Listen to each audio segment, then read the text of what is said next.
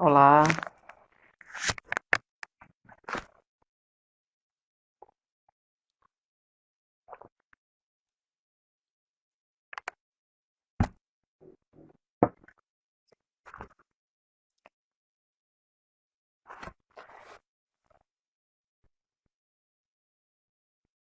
olá, a Regina já entrou.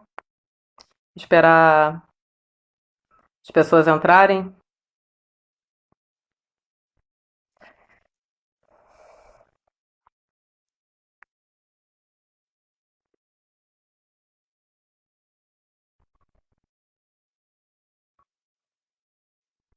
Olá, Marcela. Acho que já posso chamar a Regina. É, peraí que eu vou achar a Regina aqui. Ah, tá. Regina, eu te mandei a transmissão agora. Ué,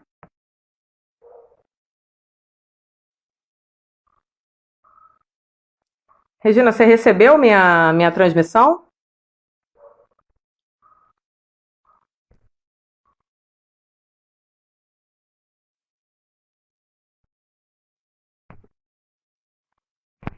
Ué, tá dizendo que você não pode participar, Regina.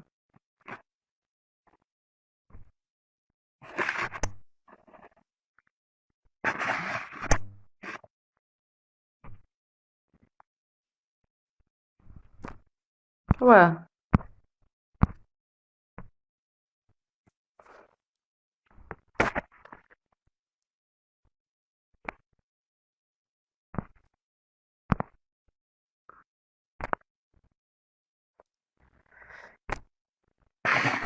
Regina, você chegou a receber meu pedido? Ah, tá. Peraí. Que agora vai entrar.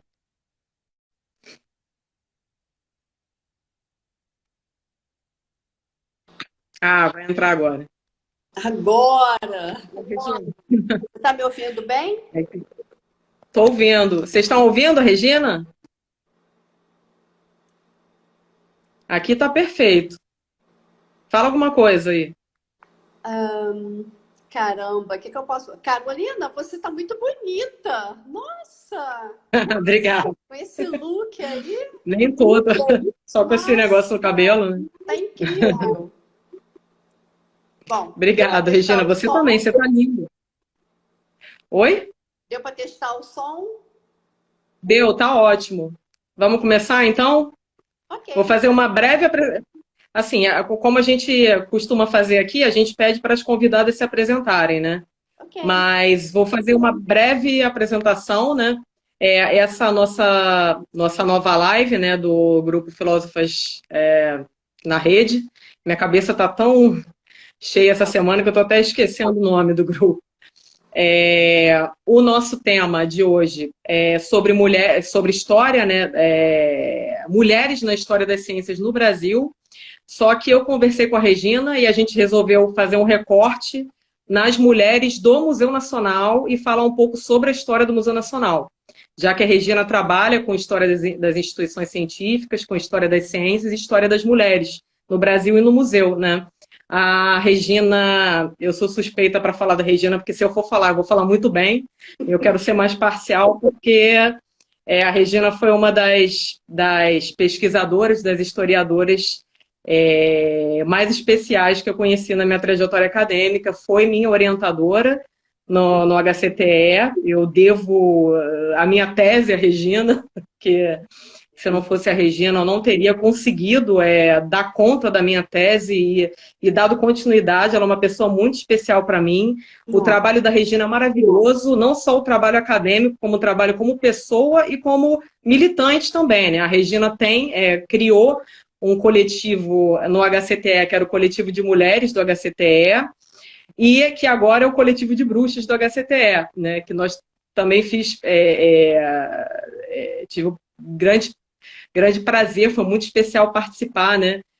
Passar por esse coletivo, que de alguma forma ainda faço parte, embora não esteja mais no UFRJ, né? Bom, só essa breve apresentação rapidinha. Agora a Regina vai se apresentar e a gente, logo depois da sua apresentação, a gente entra no tema das mulheres do Museu Nacional. Aí, se você puder também, Regina, falar sobre a sua experiência no Museu Nacional, sobre os vínculos que você criou no Museu Nacional, com os funcionários do Museu Nacional, com os pesquisadores, com os professores, com a história do Museu Nacional, o que te atraiu no Museu Nacional. Enfim, falar um pouco sobre a questão, se não for muito incômodo para você, que é incômodo para todo mundo, né, que passou pelo Museu Nacional. Eu, inclusive, eu fiz o mestrado no Museu Nacional, né? Criei um vínculo também com o museu. É uma instituição muito especial para a gente, né? Imagino para você, né? Que trabalhou com a história do Museu Nacional, continuou trabalhando no museu. Falar um pouco sobre o incêndio, o que aconteceu depois do incêndio, né? Que foi no ano retrasado, 2018, né? Acho que dia 2 de setembro, né? Falar um pouco sobre essas questões. E é isso. Aí pode falar, Regina. Pode começar. Ok. Caramba, se eu for falar tudo isso, eu vou ficar aqui até a minha noite, ainda mais falar dessas coisas gostosas. Mas antes de Uhum. tudo, Carolina, parabenizar a iniciativa das Filósofas na Rede, a ideia, a marca, o nome, a imagem, tudo. E essa iniciativa agora de abrir para que outras pessoas possam também participar desse espaço, né? Dessa rede. Deitar nessa rede. Eu estou muito entusiasmada porque, primeiro, a ideia de falar que seria inicialmente, especificamente para filósofas, mas estou vendo aqui que não, é um campo muito... Nossa, tem um monte de pessoas Bem aberto. entrando aqui, tem um monte de intrusos. Então, eu me apresento como uma historiadora intrusa, envolvida com muitas áreas do conhecimento, porque o HCTE que você citou, a História das Ciências, das Técnicas e Epistemologia, é um curso de pós-graduação, inicialmente interdisciplinar, mas que, na verdade, ele é transdisciplinar. Então, estamos abraçando todos os assuntos, como você bem colocou aqui na sua fala. Eu queria, inicialmente, dizer que fiz o mestrado sobre a história da residência, o Paço São Cristóvão, e o doutorado sobre a instituição científica Museu Nacional. Mas em 2017, olha só, gente, foi em 2017 que eu descobri, por conta do carnaval, fazendo um trabalho, né, para auxiliar uma escola de samba, que eu descobri que você poderia juntar a história da casa, que é o Brasil Império, com a história da instituição científica, que também é no Brasil Império. Chega a ser hilário, mas foi no carnaval que eu descobri isso. Então, eu queria contar um pouco dessa trajetória e colocar o carnaval no meio. Seria isso, Carolina. Olha, eu fiz, então, a dissertação sobre a casa, e a casa é o Paço de São Cristóvão, é o que nós ainda temos hoje, após o incêndio. E é legal porque aqui a gente pode, nessa conversa, misturar os tempos, né? Então, fica até gostoso contar. E depois, falando sobre a história da instituição científica, ela começa quando? Ela começa em 1818 e é Dom João VI que cria o Museu Real. E aí com uma mulher, a Leopoldina, uma mulher do século XIX, e não brasileira, né? Depois, então, quando você fala da história do museu, você fala da história da casa, porque o Dom João mora naquela casa e pensa no museu lá no Campo de Santana, aqui no Rio de Janeiro, né? Depois vem seu filho, Dom Pedro I, é quando vem a Leopoldina. E é quando cria-se o Museu Real, né? 1818. Depois o Dom Pedro II, nossa, aí eu fiquei de 4 estudando Dom Pedro II, porque era um ser transdisciplinar, misturado em muitas áreas de conhecimento. Então, fiquei muito envolvida de passar esse olhar, de passar essa análise minha em relação ao Dom Pedro II.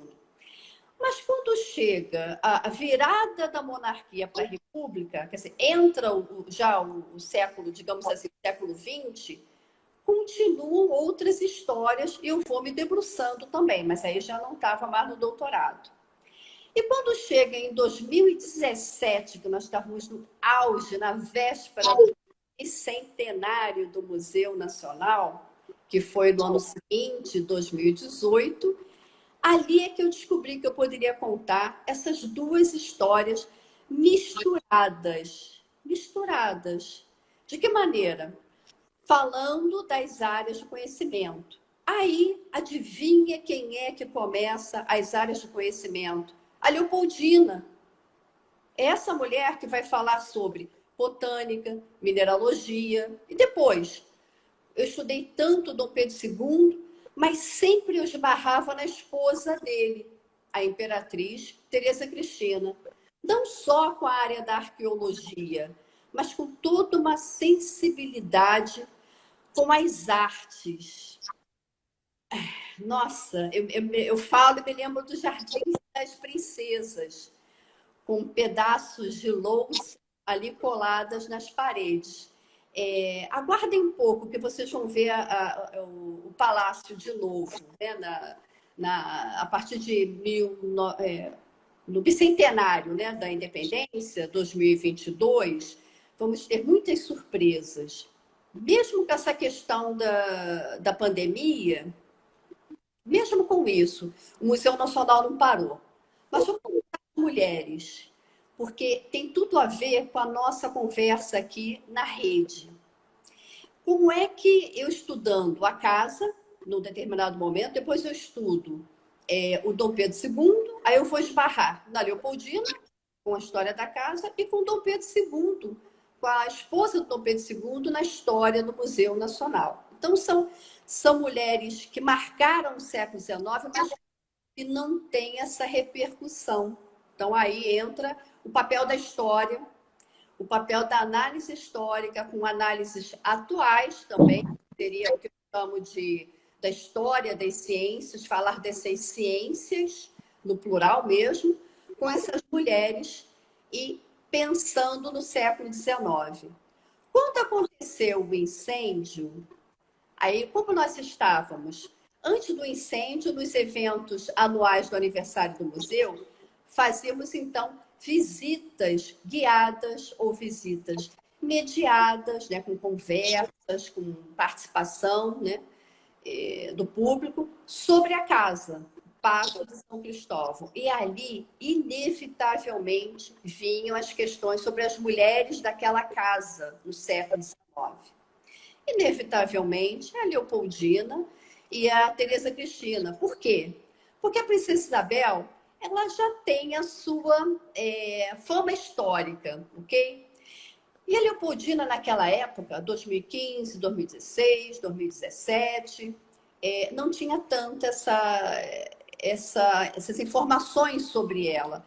Ela envolvida com as diferentes áreas do conhecimento que estavam sendo e estão sendo pesquisadas pelo Museu Nacional. Então, tá aí, eu destaco a Leopoldina. E depois a Teresa Cristina, com a área da arqueologia, que faz parte da antropologia. Bom, a arqueologia que você conhece bem, né, Carolina? E a Teresa Cristina, ela tem a questão do mosaico, de ter trazido o mosaico para o Brasil. E lá no Jardim das Princesas tem os mosaicos colados, que eram as peças, as louças da família imperial. Quando se quebrava, as crianças quebravam mais ainda e colocavam no formato de uma espécie de um embrechamento, né? Uma massa, e fazendo, então, os caquinhos e toda essa discussão artística do mosaico. Nossa, aí nós falaríamos uma live inteira sobre isso, também muito interessante. Regina, só para falar sobre o comentário que fizeram aqui, Regina Dantas é o Museu Nacional vivo. Nossa, que lindo! Imagina! Uma pessoa As mulheres... Operal Tarrey, não sei, não entendi direito o nome da pessoa. Mas, Pena, é porque eu fico muito motivada ao falar sobre tudo isso, né? Muito, muito motivada. E sempre, anos, né? Anos falando sobre o Museu Nacional. E agora, então, eu estou mais animada, porque é isso, olha. Antes do incêndio, eu decidi falar das mulheres, né? E das mulheres do museu. E principalmente aquelas que não são muito conhecidas. Porque quando você chega no século XX, aí você fala de Berta Lutz, você fala Uhum. da primeira diretora do Museu Nacional, Heloísa O Alberto Heloísa. Torres. Então, tem mulheres ali violentas. Desse bicentenário do Museu Nacional, nós temos poucas mulheres para nós, como diretoras, né? Para que possamos falar, porque a Berta não foi diretora, mas tem Heloísa Alberto Torres, tem agora a última, né? A Cláudia, que foi sua Ah, orientadora. a Leda Down, né, também, né? Leda Down é um caso à parte. É uma mulher que estava muito preocupada com a restauração também do museu. Não só a Heloísa, eu já estou falando do século XX, né? Mas a Heloísa é envolvida com as exposições. Inclusive, ela fecha as exposições e é muito criticada. Imagina, gente, mulher entre as décadas de 30 e 40, dirigindo uma instituição renomada de ciência, né, de história natural e antropologia. Imaginem a pressão que ela sofreu. Imaginem, né?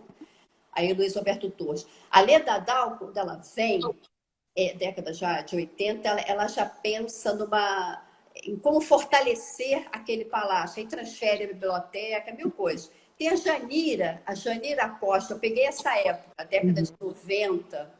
A Janira, ela era incansável em relação também à história, à restauração do palácio. E a Cláudia com toda uma sensibilidade com as coleções. Nossa, e tudo que o museu estava precisando era essa discussão. Então, essas foram poucas mulheres nesse bicentenário, mas são mulheres que marcaram. Então, com a Uhum. Cláudia, a gente entra no 21, né?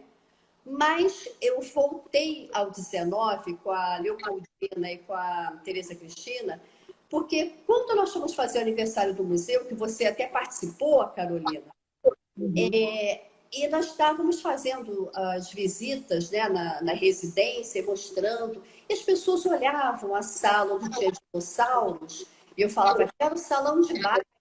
Então, era legal, porque os visitantes começavam a viajar comigo pela residência, né? Voltando àquele momento de residência imperial e sempre enfocando as dificuldades das mulheres daquela época. São algumas dificuldades que a gente poderia até discutir, as dificuldades de hoje, né? Hoje nós temos aqui a fala, né? Nós falamos, conquistamos nossos espaços e para mim a maior diferença é que não existia naquela época, né? Então elas, por mais que entendessem, que estudassem, no caso da Leopoldina, a botânica, a mineralogia, e estava também muito envolvida, né, querendo se envolver cada vez mais com a astronomia. Isso foi uma Uhum. descoberta inédita e que nós perdemos com o incêndio, né? Perdemos muitos documentos. Depois eu comento sobre o incêndio. E a Leopoldina, então, ela teve muitas dificuldades e tinha que ficar para trás, né? Bem atrás da discussão dos homens, né? Mesmo assim, ela teve participação imprescindível no processo da independência do nosso país, mas isso já está bem discutido. Por isso que eu trago a mulher de análise das ciências, a mulher com olhar de ciência. Aí tive essa ideia. Juntava o grupo dos alunas que você conhece, a Maria Martins, a Uhum. Gabriela que fez o mestrado sobre Leopoldina, a Maria Martins que defendeu agora o doutorado sobre patrimônio e usou o Museu Nacional como seu objeto de estudos. Essas meninas, elas participaram, do aniversário do museu e falávamos, em 2017, sobre essas mulheres. Mas em 2018, ainda no bicentenário, isso em junho, o museu faz aniversário, 6 de junho, e aí tem a grande festa, né, popular. Nossa, popular é isso, é democratizar. É isso que nós estamos fazendo agora. As pessoas têm acesso, quem tem acesso à internet tem acesso às informações. O que a gente pode discutir é a questão da pouca visibilidade pela internet, pessoas que ainda não têm acesso. Mas veja, hoje não há nada mais democrático do que você falar na internet. Então, nós fizemos em 2018 a festa e ali fizemos um levantamento da população das mulheres. Fantástico, isso virou um projeto. As mulheres, se elas conheciam a história da Leopoldina, envolvida com as ciências, e a Teresa Cristina. E foi incrível, porque todas ficavam interessadas, claro, não. E a população da Quinta da Boa Vista, vocês imaginam, é uma população, todas as pessoas, de todas as idades, crianças, categorias, poderia ser classes sociais, o que for, estava todo mundo lá. E evento gratuito, num domingo ensolarado como esse. E aí isso despertou nossa atenção. Bom, depois veio o incêndio, e no mês seguinte fizemos um outro evento e fizemos a mesma coisa. O que nós fizemos no aniversário do Museu 2018? Colocamos as fantasias dessa escola de samba, que é a Imperatriz Leopoldinense, que fez o tema, né, do Carnaval 2018, sobre o bicentenário do Museu Nacional. E aí foi algo assim sublime. Em 2017, construímos esse estudo para a escola de samba. Então, o museu foi para a avenida. E em 2018, fizemos o caminho inverso. Trouxemos o museu, trouxemos o carnaval da Imperatriz para dentro do Museu Nacional. E colocamos expostas as fantasias ao lado de cada objeto que representava aquela fantasia. Então, foi uma exposição inédita, porque não tinha uma sala, tinham todas as salas, porque o carnaval, o samba, falava de todos os objetos, né? Então, foi fantástico. Aí, então, nós conseguimos enxergar que essas histórias se misturavam. A história da casa, do Império, a história da criação do Museu Real no Império e o Museu Nacional, século XXI. Então, nós botamos as roupas, eu coloquei uma roupa que ia ter das princesas, representando o Jardim das Princesas, que até é minha filha que utilizou, a Dandara. Mas eu utilizei a roupa como se fosse a Leopoldina, porque a roupa é tão linda e verde, e cheia de flores, eu falei, é a Leopoldina. E a Mariá colocou outras roupas, nós estamos utilizando essas roupas. Bom, da Leopoldina, a roupa que foi da Thaís, da nossa, que também é do HCTE, que também desfilou. É isso, gente. As alunas desfilaram, os amigos do museu, alunos, técnicos administrativos, professores. É isso. O carnaval é fantástico, né? Então, todos entraram. Pessoas que falavam, não, eu não acostumo acompanhar carnaval, eu viajo. Essas pessoas participaram, essas pessoas pegaram a fantasia, umas compraram as fantasias, não compraram pela comunidade mais barato, compraram cara mesmo, fizeram questão de desfilar. E essas fantasias lindíssimas, depois eles devolveram para o Museu Nacional. E com essas fantasias que nós utilizávamos para as festas. Então tinha a Mariá vestida de Teresa Cristina, a Gabriela às vezes se vestia de Leopoldina também, outras fantasias, vaso greco-romano da Teresa Cristina acompanhava a Mariá, que estava vestida de... Tinha aquela fantasia de naturalista também, acho que a Cláudia se fantasiou de botânico. A fantasia da Cláudia... Porque cara, sensacional. Nós fizemos uma coisa muito legal. isso que a Carolina está falando é a história depois do incêndio. Essas fantasias que foram doadas, devolvidas pelo pessoal do museu, é um número absurdo, absurdo de fantasias, nós colocamos em um espaço dentro do museu.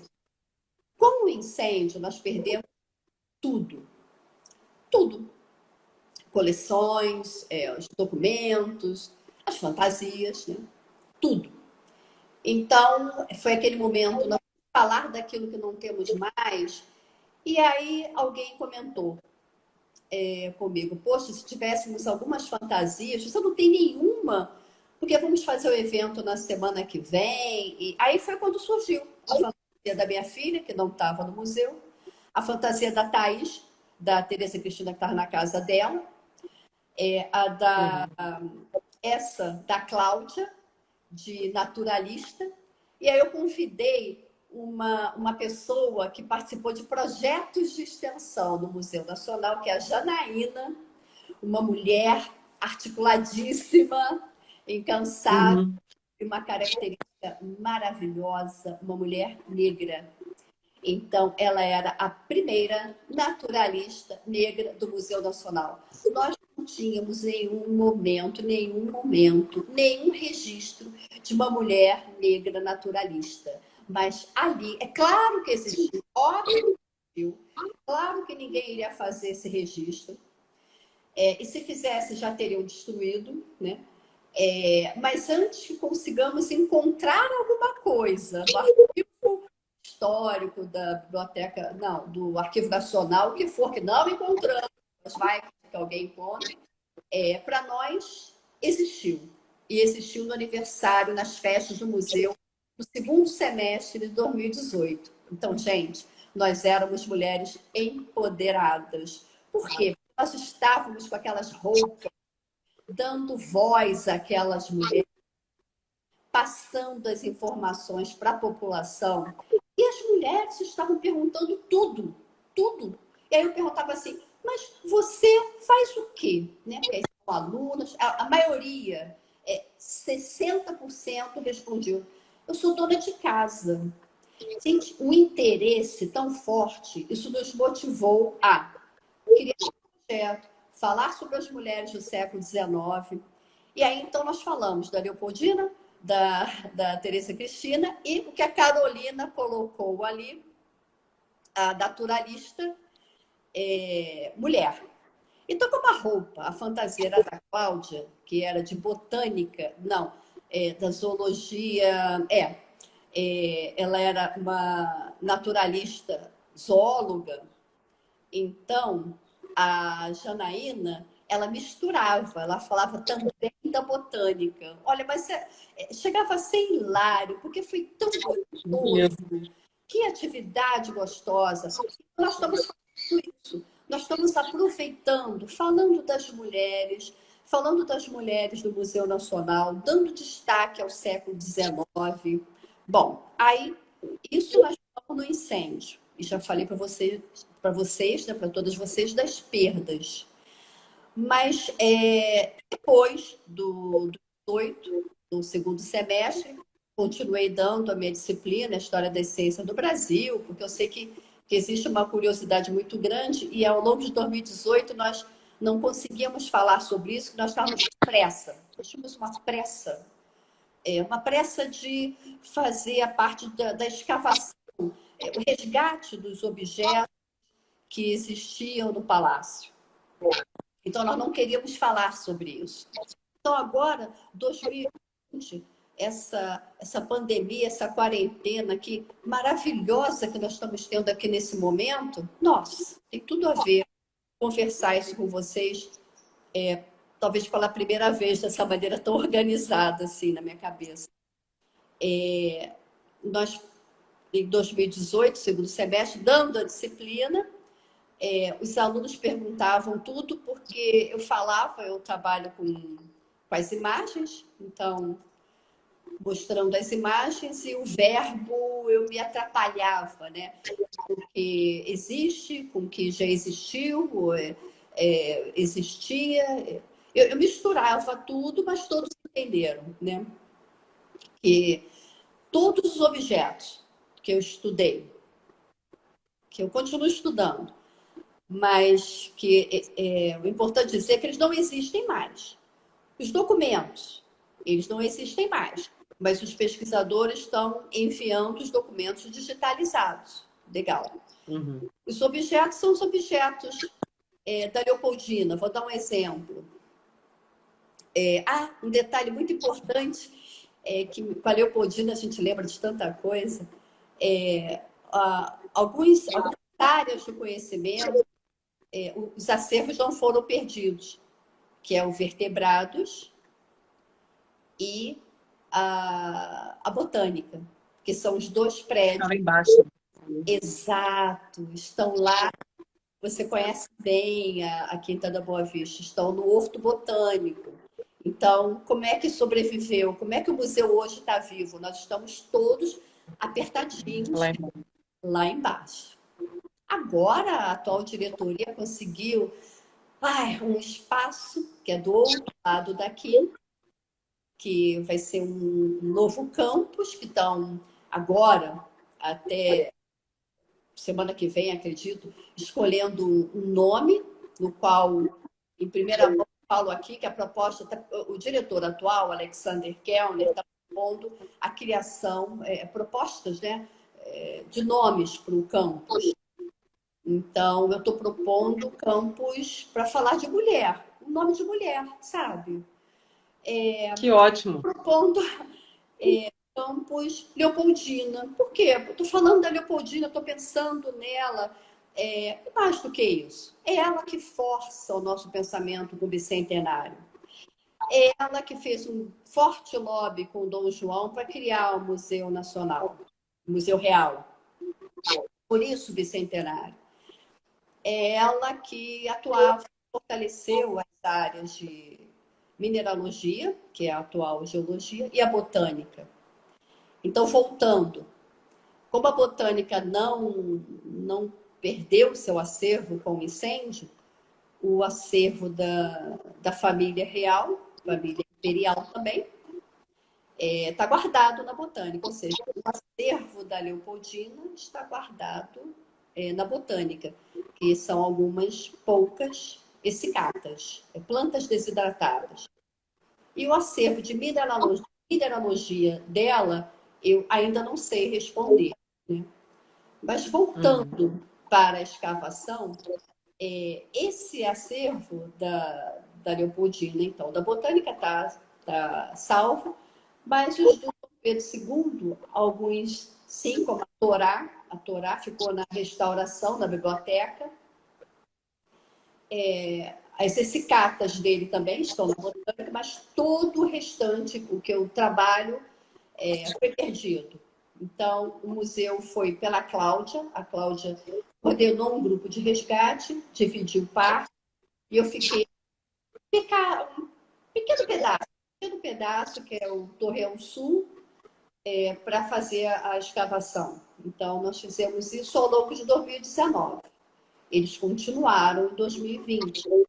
Pararam agora com quarentena. Mas eu concluí em 2019. E aí, isso eu posso dizer, nós não encontramos objetos da família real imperial. Agora, acervos de Dom Pedro II, a múmia Chamois-Sul, alguns pedaços representativos, né? Como escaravelho, isso foi recuperado. Não foi encontrado? Eu achei que tivesse sido perdido.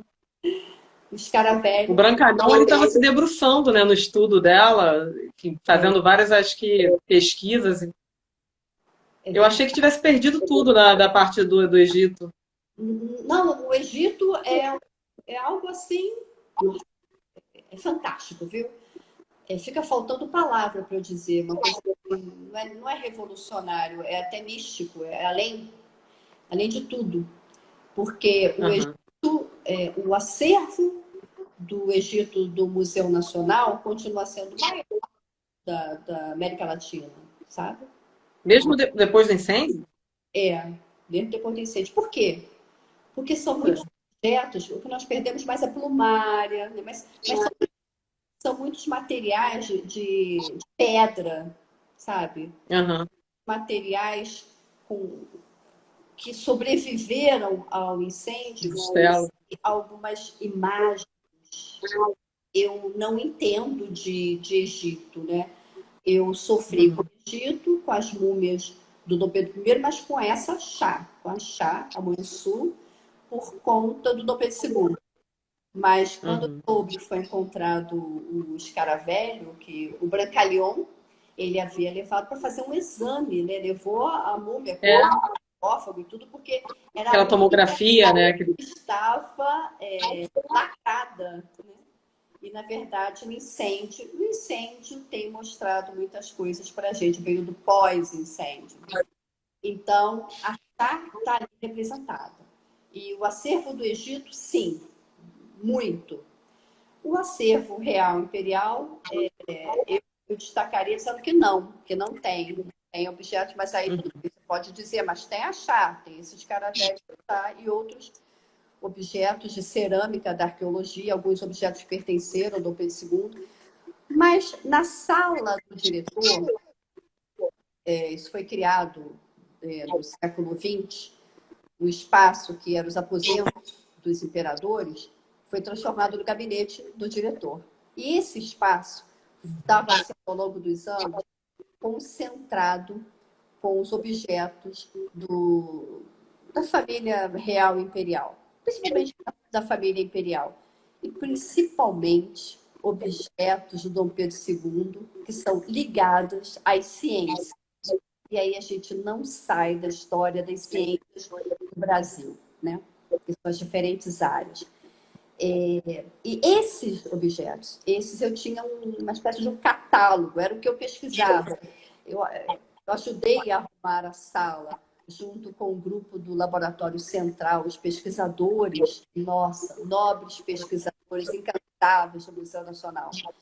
Esses objetos, eles não foram encontrados. Então, quando acabou toda a escavação desse torreão sul, foi assim, algo bom. Não tem. Vamos continuar com as imagens. Mas, nesse período, entre o segundo semestre de 2018 e todo 2019, algumas dissertações e teses foram defendidas sobre Regina, Roberto posso Torres. só fazer... Pode? Fica Oi, Regina. Eu posso só te interromper rapidinho, é porque o pessoal está escrevendo perguntas aqui, só que aí o pessoal está fazendo tanta pergunta que eu estou me perdendo, eu só vou te falar as primeiras perguntas, senão eu não vou conseguir mais acompanhar, aí você vai guardando, e se puder ir respondendo aos poucos. Então, entre várias pessoas elogiaram aqui, Regina Dantas é maravilhosa, é um museu vivo, que mulher, que exemplo, enfim. E agora, muitos elogios e muitas perguntas. Uma delas da Natasha, né, que faz parte do nosso grupo, Filósofas na Rede, é uma filósofa também. Ela fala sobre a Berta Lutz, né? Vou ler o que ela escreveu, né? Berta Lutz, perdemos mesmo os manuscritos e os arquivos pessoais dela com o incêndio, né? Puxa vida. Assim, sobre a Berta Lutz, né, o que eu fiquei sabendo particularmente é que tudo se perdeu, não só da Berta Lutz, como do Adolfo Lutz, o pai dela, né? Que parece que as coisas subiram, né, eles estavam fazendo a pesquisa, né, com os arquivos dele no palácio e perdeu não só os arquivos dela, como os arquivos dele também. Aí tem essa pergunta, né? Aí a Natasha faz outro comentário, né? Quanta gente importante na história do nosso país que passou por essa instituição, com certeza. Teve outra pergunta aqui da Verônica. E como está o Museu Nacional pós-incêndio e pré-pandemia? Sobre a situação do museu agora, né? Enfim. Aí várias pessoas, que saudade da minha professora, pessoas elogiando o desfile. Você está vendo as mensagens? Você consegue acompanhar, Regina? Muitas mensagens. Agora que você está falando, eu estou acompanhando, porque eu estou aqui em transe falando de uma coisa tão gostosa. É muito bom, né? Eu vi o desfile na avenida, foi emocionante. Tem mais cor e menos coisa, que tá pequenininho, eu não consigo ler. É a Dandara. Dandara? Obrigada, Dandara, que falou. Carolina e Regina, admiro muito vocês, grandes pesquisadoras. Muito obrigado. Mais a Regina, né? Eu sou só uma... Uma pequena, né? É uma Carolina, pequena diante de uma grande aqui. Carolina te fala. Regina é um pedacinho do museu, aí gente que elogiou o carnaval, o desfile, enfim, vou pular aqui até. Falam da Cláudia, né, que foi a última diretora do Museu Nacional. E eu tenho uma grande admiração pela Cláudia, porque a Cláudia foi minha orientadora no mestrado, né? Uma grande bioarqueóloga, né, do Brasil no final, aqui uma das últimas perguntas é a Marcela. A Marcela fala sobre a Luzia. A Cláudia, inclusive, ela era curadora da Luzia, né, no Museu Nacional. Então, a Cláudia que estava responsável com relação à Luzia. Se eu não me engano, encontraram, né, uns pedaços, mas enfim, não é nada muito concreto, né? Mas acho que a Regina vai responder melhor. Tá. Deixa eu ver aqui os restantes das perguntas. É que tem muito comentário, peraí. O museu reconstruído por quem trabalha, da Penélope, né?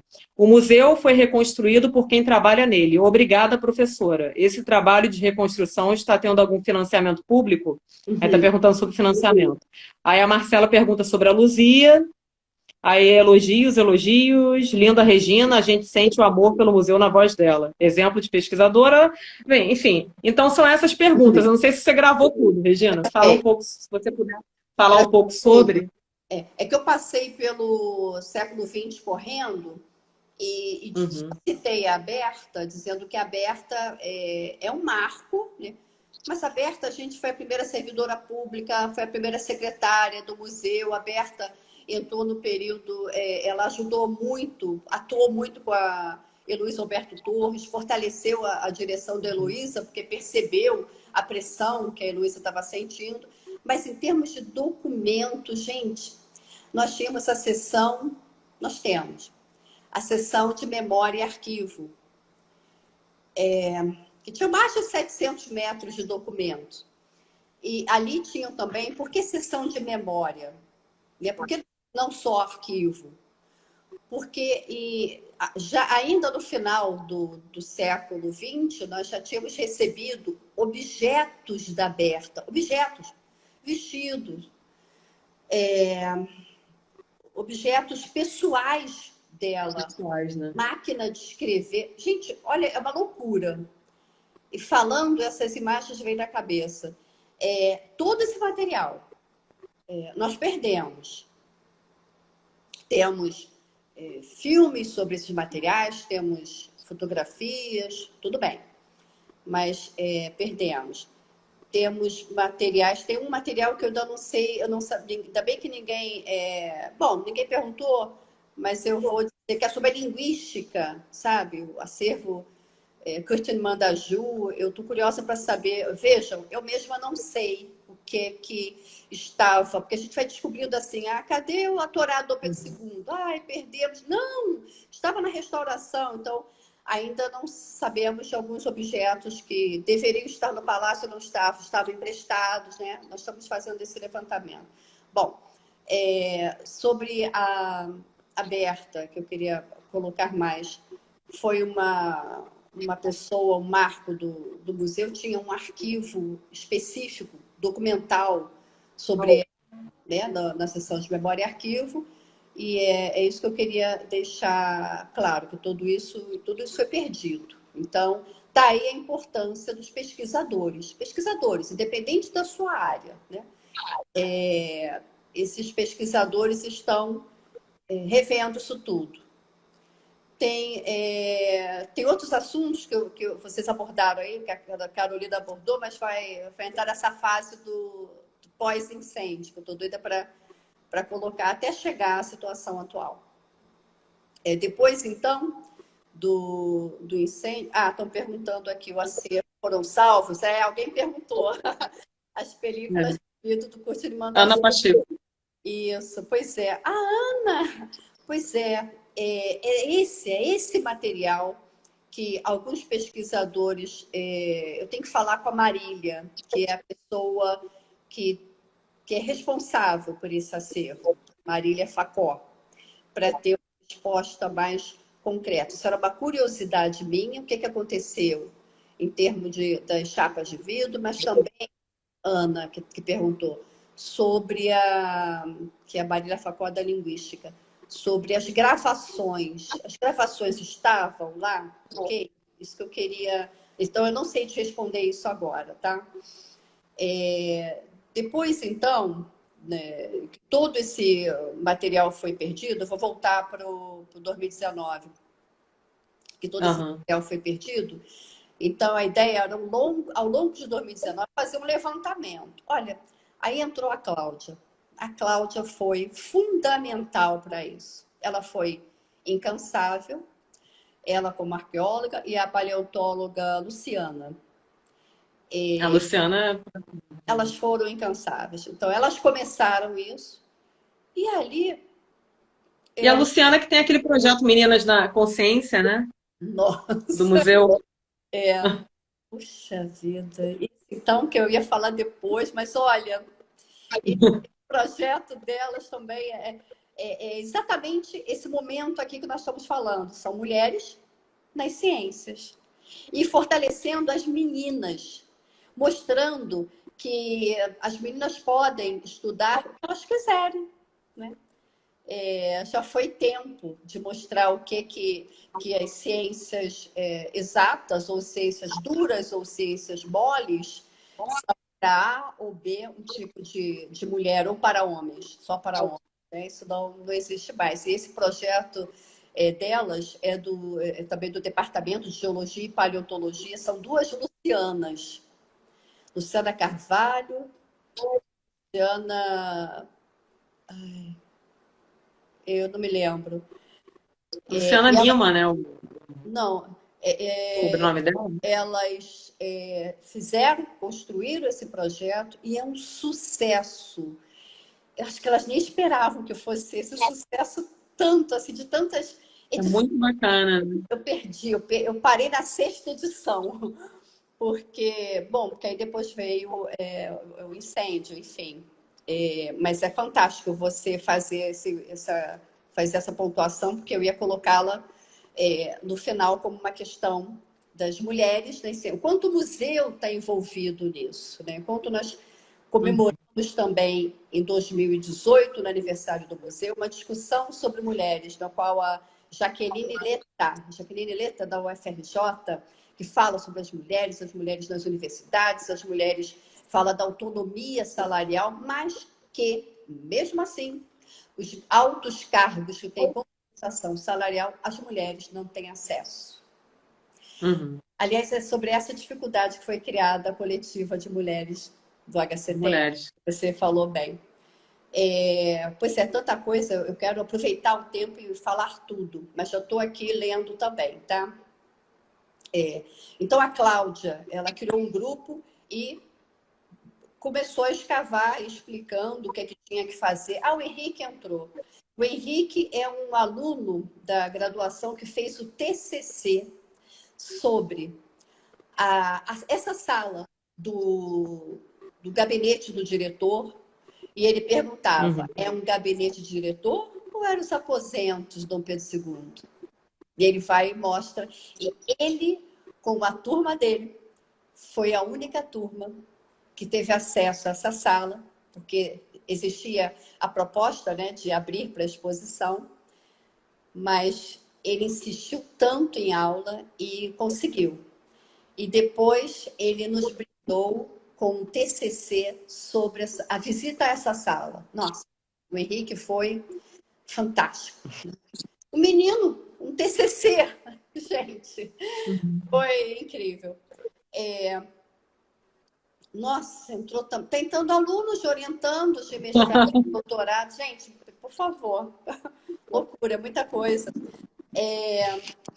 Então, para não me perder, voltando à escavação, o 2019, que foi muito importante, que era um momento assim, momento das perdas, né? Perdemos tudo, perdemos isso, não. Nós começamos a escavação. A Cláudia decidiu, a Cláudia falou, vamos, e foi um grupo de apaixonados.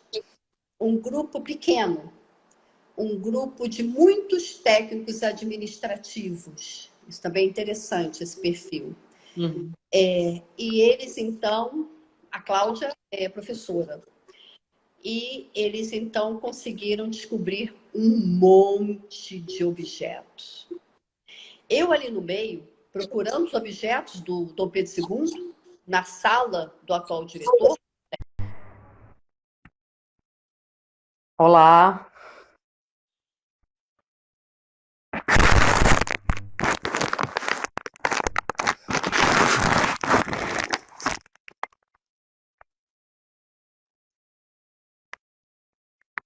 Olá, Cida.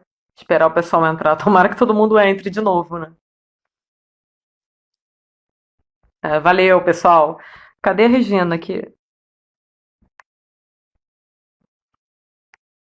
Só ver, acho que a Regina ainda não entrou.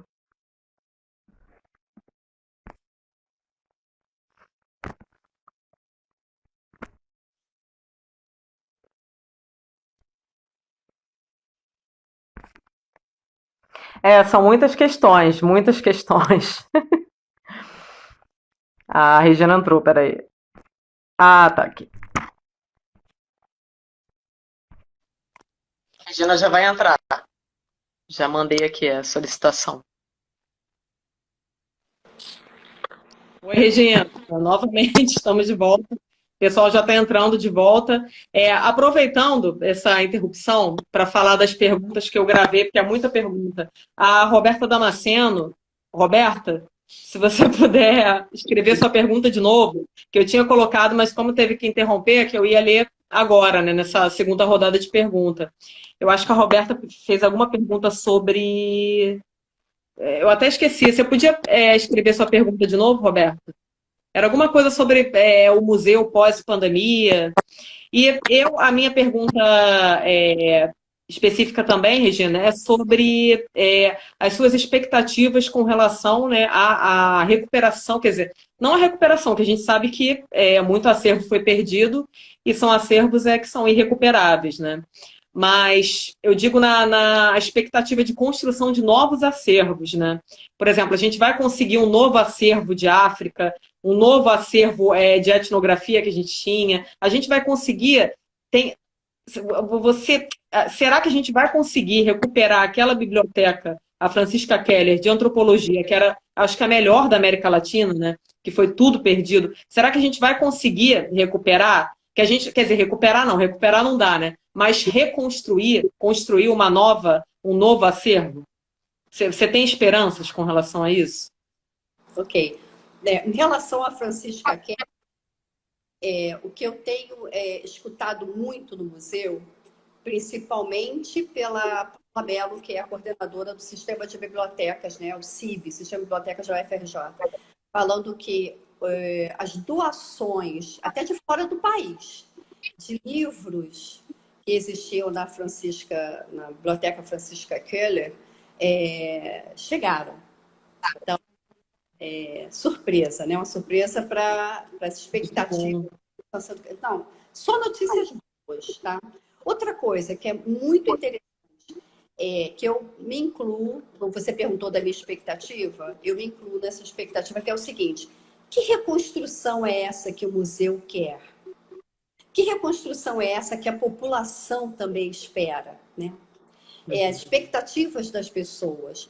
O museu, ele está desde o ano passado, a seção de museologia do Museu Nacional, com um grupo incrível, viu, também, profissionais muito interessantes. Eles estão fazendo uma coleta de dados, consultas diversas com não só a população, mas também com o interno do Museu Nacional sobre quais as áreas de conhecimento e sub-áreas devem aparecer, não devem ser esquecidas das novas exposições do Museu Nacional. E aí eu te respondo, entendeu, Carolina? Porque existe uma expectativa de o acervo da África, o acervo japonês, o acervo... Todos esses acervos, se eles estão nessa expectativa do pessoal interno do museu, ou se está na expectativa da população do museu, então ele vai estar lá. É importante frisar o perfil, que museu nós queremos, e depois, sim, o acervo. Olha que fantástico. E Com aí, certeza. eu eu vou te dizer uma coisa também. Esse campus vai ser para colocar os laboratórios que existiam, né, os departamentos, existiam no Museu Nacional no Palácio, e agora serão criados, né, não foram transferidos, serão criados nesse campus novo. E aí eu aproveito essa oportunidade, que eu li uma das perguntas aqui, eu aproveito a oportunidade para dizer o que esse palácio tem a ver com o museu. E o que todas essas famílias, né, que eu falo tanto de família real e imperial, tem a ver com esse museu e tem a ver com 2020. Que palácio é esse que nós queremos? Bom, e depois me lembra de falar sobre o que esse incêndio está mostrando para a gente. É imprescindível isso. Não vou esquecer, porque a cada pergunta o que o palácio tem a ver, né, com 2020. Por que nós fazemos tanta questão de ter o palácio, de reconstruir o palácio, do palácio ser espaço de exposição do Museu Nacional? Porque essa casa, que foi criada por Dom João, quer dizer, ela já existia em outro formato, né? Antes, claro, mas vamos fazer o marco da família real. E lembrando a Leopoldina sempre, depois Dom Pedro I, Leopoldina, Dom Pedro II, Teresa Cristina, dando ênfase nas mulheres. Quando a família imperial é banida do país, ali tem uma coisa muito interessante. O Dom Pedro II ele tinha um museu dentro daquela casa, que é o Museu do Imperador. Esse museu, o diretor do Museu Nacional da época, Ladislau Neto, ele ficava lá no Campo de Santana sonhando com esse museu, porque tinha os acervos, objetos da antropologia, objetos de arqueologia incríveis, Carolina, que você conhece, né? Então, o Ladislau ficava namorando esse acervo. Então, quando ele queria que o Museu Nacional fosse transferido para essa casa, para essa residência, depois do banimento da família imperial, as autoridades não deixaram. Depois teve o leilão do paço, vários objetos da família foram leiloados. E documentos, e o museu. Então, era assim, nos jornais você arremate, linda mesa de pérola, de madrepérola, não sei o quê, do século tal, sei lá o quê, e ganhe um vaso quechua, um vaso que era do Museu do Imperador. Então, o Ladislau falou, não podem ficar dando objetos do imperador, porque são objetos das ciências naturais, né? E antropológicas. O Museu Nacional precisa muito, então eles seguraram os objetos.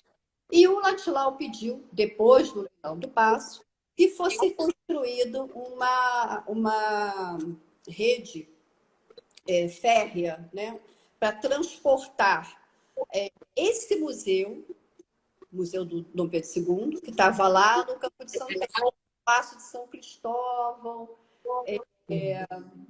depois do leilão lá parado, né, transportar na linha férrea do Paço até o Museu Nacional no Campo de Santana. Quando a linha férrea ficou pronta, aí eu vou contar rapidamente. O Ladislau deu um golpe e ele fez o trajeto inverso. Ele levou o Museu Nacional para o Palácio. Claro, isso foi aprovado, vários documentos para lá e para cá, mas ele conseguiu ficar com a casa. Então, o Museu Nacional do século XX, ele ficou com essa residência. Mas o Paço de São Cristóvão do século XIX, ele já era um espaço de ciências. Logo, o Paço de São Cristóvão é o espaço de ciências do Museu Nacional. E isso, essa análise é muito importante para o 2020. Por isso, fazemos de tudo para que o palácio seja nosso, seja não é, porque, não é de perda, não, seja caracterizado como do Museu Nacional.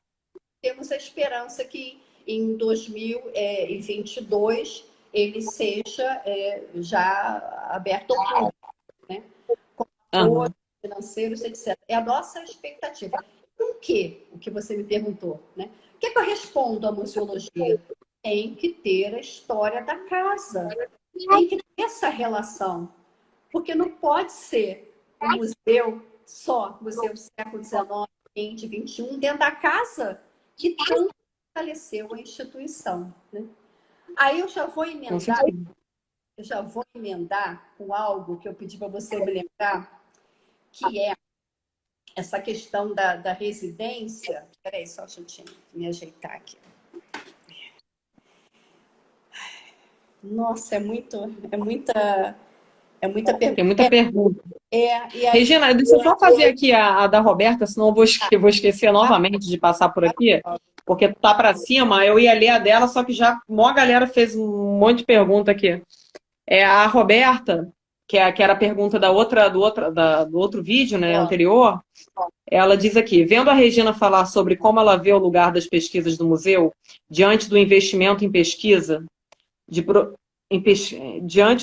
vendo a Regina falar sobre como ela vê o lugar das pesquisas do museu diante do investimento em pesquisa de projeção de futuro. Fico pensando na relação entre arqueologia, antropologia e história. É um comentário que ela fez, né?